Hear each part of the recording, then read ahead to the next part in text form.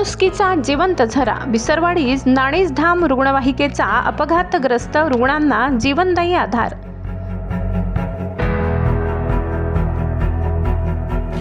संकट काळात मदतीला धावून येतो तोच खरा देवदूत असतो, याचा प्रत्यय विसरवाडी परिसरात येत आहे।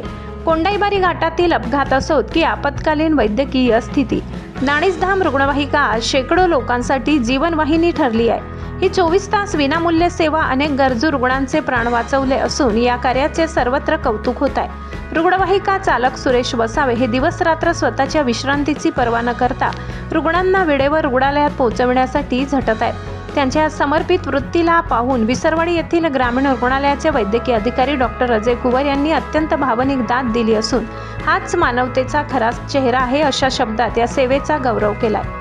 तसेच कृषी उत्पन्न बाजार समितीचे सभापती बकाराम गावित यांनीही सुरेश वसावे यांच्या कार्याबद्दल कृतज्ञता व्यक्त केली असून ही रुग्णवाहिका सेवा परिसरातील नागरिकांसाठी खऱ्या अर्थाने आधारवड ठरल्याचे त्यांनी म्हटले आहे। आजच्या काळात जिथे माणुसकी हरवत चालली आहे तिथे नाणेसधाम रुग्णवाहिका आणि तिचे चालक सुरेश वसावे यांचे कार्य समाजासमोर एक प्रेरणादायी आदर्श निर्माण करत आहे। केवळ सेवाभावी वृत्तीने सुरू असलेले हे कार्य खऱ्या अर्थाने अनेकांपासून देवदूत ठरत आहे।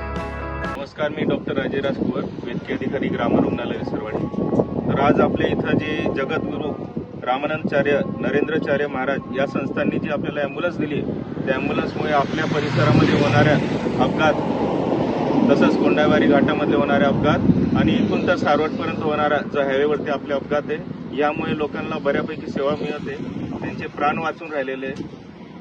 ड्रायव्हरच्या कार्यक्षमतेमुळे आणि इथल्या लोकांच्या मदतीने पटापट जे अपघात झालेले रुग्ण आहेत ते ग्रामीण रुग्णालय विसरवाडीत आणण्यात येतात, तर त्यांना आपण उपचारासाठी पाठवतो। तर ते लवकरात लवकर आपल्या रुग्णालयात आणतात। त्याच्यामुळे बऱ्याचशा अपघाती झालेल्या मनुष्य यांचे आपण प्राण वाचू शकलेले आहे आणि या प्रकारे